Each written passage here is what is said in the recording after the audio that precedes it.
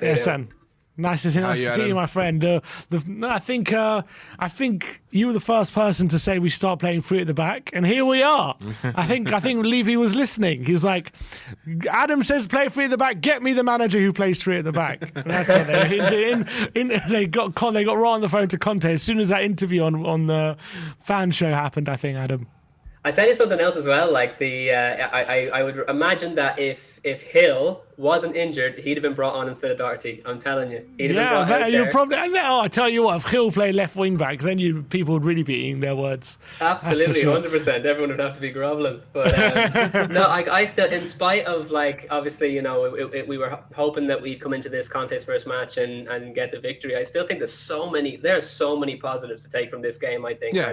Go for it. Well, what did you see that made you excited for the future? Number one is that we finished out the game. The Spurs from a month or 2 months ago, after 70 minutes, would have let Everton just completely steamroll over everybody. We really would have. We would not have finished out that game. And I think the most important thing is we've actually the Conte has come in and made sure that he's not allowing them to get to 70 minutes and then either lose confidence or get complacent or just switch off, whatever was going on. And so we actually saw out the game. That I was watching all the way to the end. From 70 minutes on, I was thinking to myself, we're actually going the distance. And that's something that you cannot say that we were doing in recent months, potentially like 6 months, So that for me is huge. That's massive. And then the second thing is that after the Vitesse game, where, we won, but we conceded 2 goals that didn't need to be conceded, obviously Conte's looking at the team going, right, we're leaking goals like a sieve. We've got one of the worst goal averages in the Premier League at the minute. We need to make sure that the defence is the first thing that we take care of in terms of, like, which third of the pitch are we looking after here? And we didn't concede today either. Now, like, that comment by Benitez, by the way, is the stupidest thing I've ever heard in my life. But it doesn't... it was the right call. Lloris got a hand to it, so penalty, whatever way that would have gone aside. We saw the game out because he looked at the defense and went, "This needs to be taken care of." And the thing that is also, I think, is really good that he's obviously paid attention to is I don't think he's going to play permanently, and I'm not the first one to say this, with 2 CDMs. I think that at the moment he's only playing with Skip and Højbjerg because he is not entirely confident in the players that he has in the defense at the moment. I still find it very strange that he played Davis and Dyer, to be honest. I would have gone with Sanchez and Tanganga, but I think that... Well, in terms of playing on the left side of centre-back, who I guess Davis is the best choice in terms of who's probably most comfortable in that position. Yeah, but I think that we have seen Sanchez play there. But not comfortably is my point. Not comfortably, though.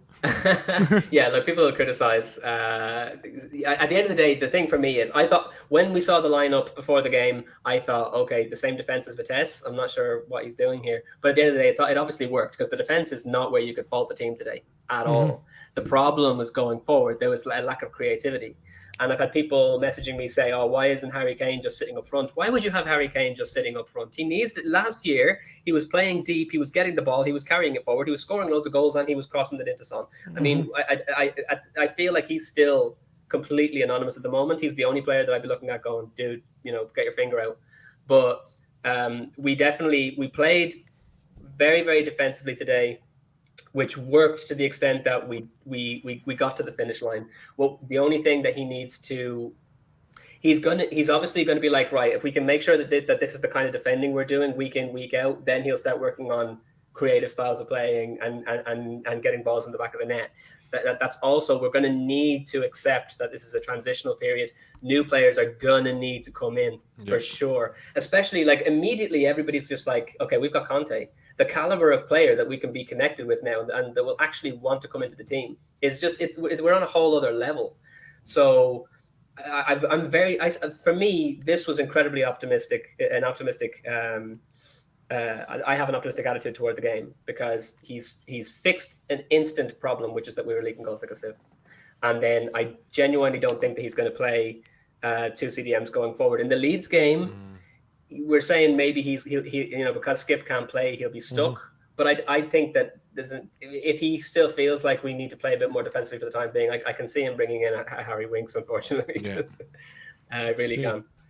In terms of Spurs in possession, obviously another no shots on target again today. Not one. Although we hit the post late on with Lo Celso, and I think Reggie had a pretty good chance in the first half. Did you see anything about any difference in how our approach is on the ball today as maybe the past few games, or you still think it's a similar story? I think there's a lot more optimism. I think there's a considerable amount of the players previously have been very restrained, very cautious, very careful, and doing a lot of side-to-side passing and a lot of back passing. There was a lot more forward movement. We lost the ball an awful lot today, but at least it was because we were trying to get the ball away from our goal for once, instead of just playing around the midfield with it. And okay, we're keeping possession, but we're not doing anything with the ball. There was a lot of attempts to go forward today. There was a lot of really neat little bits of play, bits of passing in the middle of the pitch that I think are good signs. But then also the reason I wanted to, and one of the reasons why I wanted to play a three at the back, apart from the fact that I thought it would shore up the defense, is that Reguilon and Royale going forward now is there's so much. Look how much confidence and how much freer and with how much pace that they're just charging forward, getting those crosses in. They'll only get better and better at that. I don't think that Reguilon had as good a game today as he did against Vitesse. That's probably an understatement. Yeah, he was awful today, wasn't he? He was a pretty, he's a pretty bad stinker, I thought, today from Reguilon. Yeah, to be I fair. think probably one of our worst players today. But he's still got, the thing is that you can see the potential is there, because he did get a couple of really nice crosses off. He did. And if he could just put the ball in the back of the bloody net as well. I mean, that when Harry Kane crossed the ball into, that's probably our best chance of the game, I think. Yeah. So this is what I mean as well. Is Harry needs to play deeper for the moment, because he needs to come, collect the ball, and bring it forward. We need people who can carry the ball forward. At the moment, we don't have that. So eventually, I can see us playing with just the one Regista in front of the three centre backs, and then we'll have a lot more creativity up front, a lot more options up front once we have a defence that's secure. And so it's interesting how he's going to do it in terms of, does he do 3-4-3 like he did at Chelsea, get two wingers in there like Son and Lucas on either side of Kane, and then only two midfielders in the centre? I'll give it Højbjerg, Skip, or Lo Celso and Ndombele, just a two. Or does he do what he did at Inter and have three in the centre of midfield, like he had an Eriksen, Brozovic and Barella, with Lukaku and Martinez up front? So maybe he could do like one of Højbjerg and Skip and Lo Celso and Ndombele with Kane and Son up front. So it's going to be interesting to see what he feels, where he feels the quality is. Yeah. Because I feel like it might be in the latter one, in my opinion. I was saying, when I first brought this formation up with you guys, I was saying that I think that the Son and Kane up front together. Sorry, I can hear something in the background here. I was going to mute people. Oh, sorry. Yeah, I think Son and Kane up front together is what needs to happen. And I think the three in the midfield, with obviously then Royal and Reguilon on the side of them. That for me is the strongest. But it's gonna make this what you're saying in terms of having a Lo Celso or an Ndombele in there early. I think that's what I'd like to see now for sure. But I think that the difference that the transfer window is going to make to our options will be enormous. And then to have someone like a Kezier in there,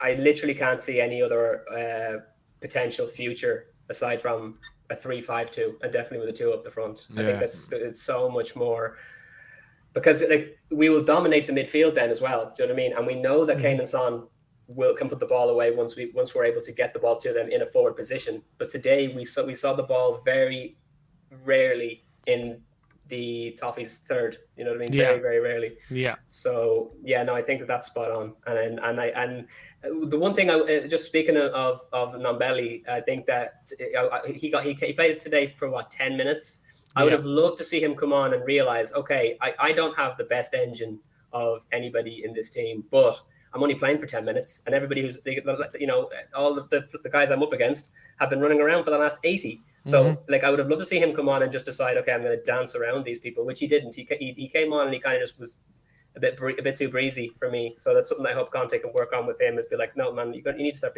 being more aggressive, especially if he's being brought on as a sub. All right. Adam, great to hear from you as always, mate. And we'll speak to you in a bit. Absolutely, guys. Come on, you Spurs. All right, come on. Come on, you Spurs.